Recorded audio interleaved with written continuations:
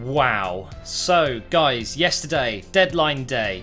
What a day it was. Unbelievable for so many football fans around the world. There were so many surprises, some big transfers going through.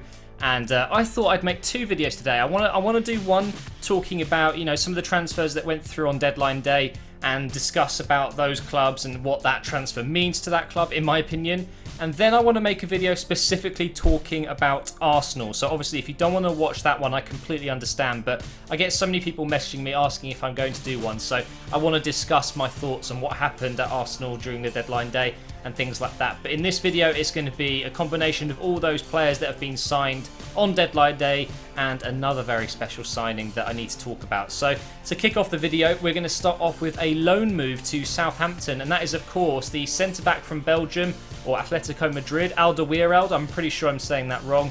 I'm a little bit gutted he's actually gone to Southampton because I think he could do better than that. I'm not trying to be mean about Southampton, but let's be honest, they're not exactly, a top 8 Premier League club, top 7, top 6, based on their current squad. They did great last season, they've lost a lot of their stars, but they've recruited well, and I think Alderweireld is a good defender. He'll slot into this team very nicely indeed, and it's only a loan, so he will be going back to Atletico at the end of the season, unless there was a option to buy put in. I'm not sure if that's been revealed or not, but as far as I can see, it's just a loan move for a year, and we'll see how he gets on. Great to see another player from La Liga join the Premier League. Although he's not, first choice at Atletico Madrid, or wasn't, I should say, I'm sure he'll get a lot of game time at Southampton, and I think he'll do very well indeed. Let's move on to the next one. If I can get to the next one, there we go. The next one is Hull, and that is another loan move, and that is Ben Arthur from Newcastle. He's kind of fallen out with Pardew, I think, and fallen out of favour. He doesn't really play first-team football anymore. He came back from his break overweight, I think. There was some pictures of him looking pretty chubby, which isn't very, very professional, is it? I understand you want to indulge and enjoy your break, but come on, you're a professional athlete. You need to stay fit, you need to stay lean, and as soon as you get back to your club for your pre-season and things like that, you need to be ready to go. And I think part of the reason that hasn't happened is because he doesn't feel liked or loved at Newcastle anymore. He cancelled his own meeting with the players, I believe, which is just unheard of. That is so bad. So clearly Newcastle wanted to shift him out on loan for the season, and Hull, I just want to say, they have got some great signings done this window.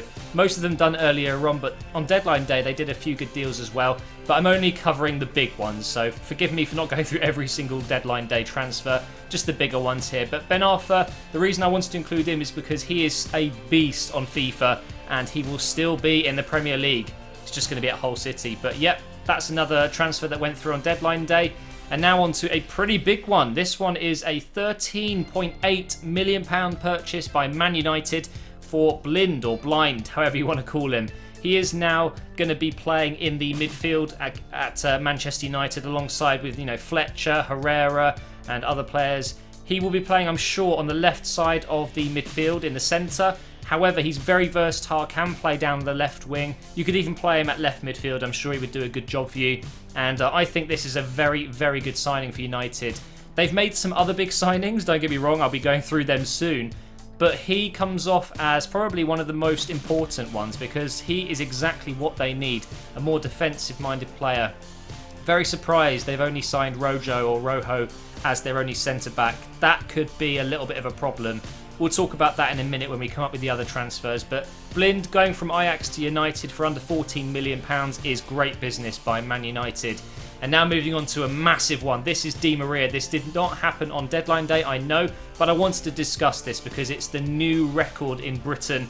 £59.7 million for Di Maria, who, on his picture on his card here, he is a right midfielder, but I do have a feeling he'll be played a bit more centrally in this kind of 3-5-2 formation that Van Gaal has them playing.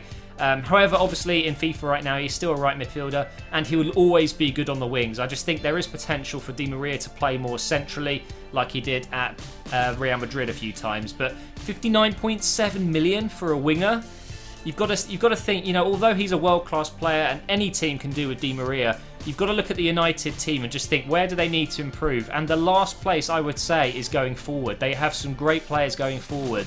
However, their wingers aren't too good with Ashley Young, Valencia, so that's good.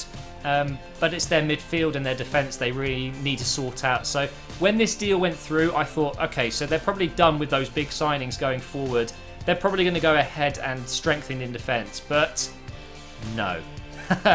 Yesterday morning and the night before, I was looking at all the transfers going through, and Falcao was basically going to Man City at one point. He then tweeted he was going to Real Madrid, but it turned out to be some sort of hacker.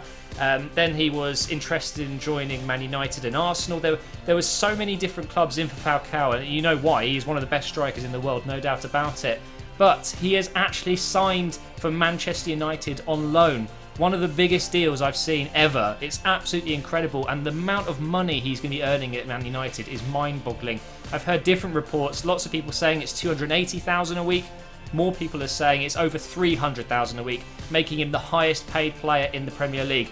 More than Wayne Rooney. I know, how unbelievable is that? Although he'll probably threaten to leave the club in January unless he gets 400k per week.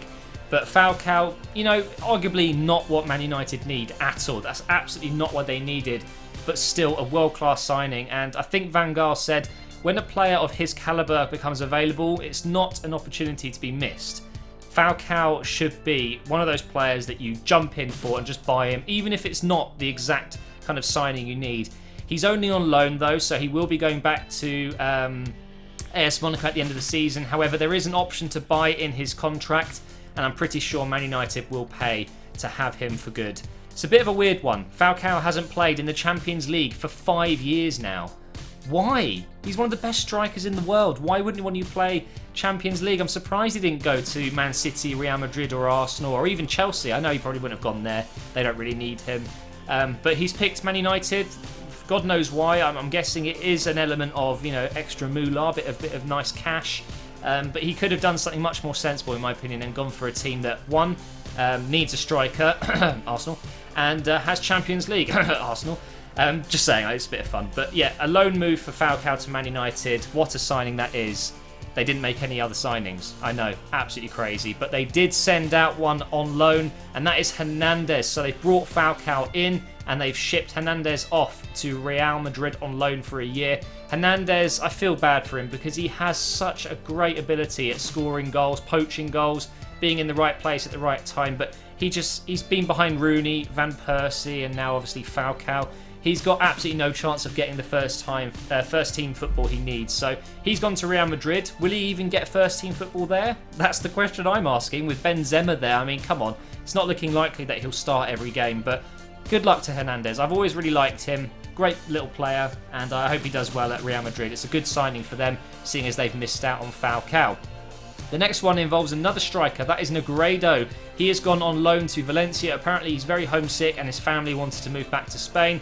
So he has signed for Valencia on loan with an option to buy. Don't forget though, he is still injured for a couple of months with a broken foot, I believe it was. So Valencia have paid quite a substantial loan fee for a player that won't be available for the majority of the season. So it's a good one for Negredo if he really did want to go back. And it's a good one for all parties because obviously Man City have some incredible strikers.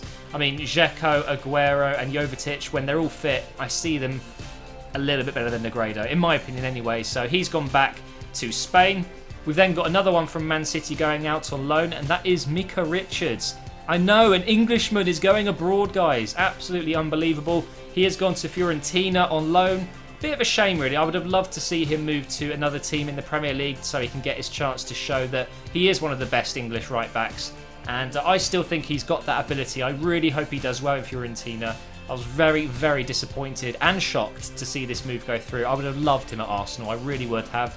And it's a shame. He can play centre-back as well. And what do Arsenal need? Another centre-back. But anyway, it doesn't matter. It's happened. Richards has gone to Fiorentina. Best of luck to him. We've then got some movement from Tottenham to QPR there. Sandro fell out with the last boss. Well, actually, I think he fell out with two last bosses, didn't he, really? I don't know what's up with him. I heard it's his attitude or whatever. Maybe it's that lipstick he's wearing in his picture. But either way, he has gone to QPR permanently for £6 million. That is an absolute bargain. I think Sandro is a better player than most people think. I remember some of those goals he scored last season. Absolutely mental long shots. But yeah, good to see him move on and get some first team football. And the last one I'm going to cover today is Welbeck. He has moved to Arsenal from Manchester United. What? Man United have sold one of their players to Arsenal? I'm sure it was the other way around. But for £16 million, it seems a little bit pricey. But it's another Englishman to join the English core at Arsenal.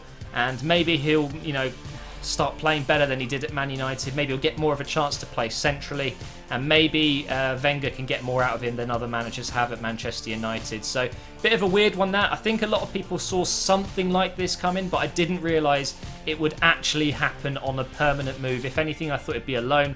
But clearly, Falcao coming into Manchester United means they can get rid of Hernandez and Welbeck for at least the season. In our case, he has gone permanently to Arsenal for £16 million on a 5-year contract.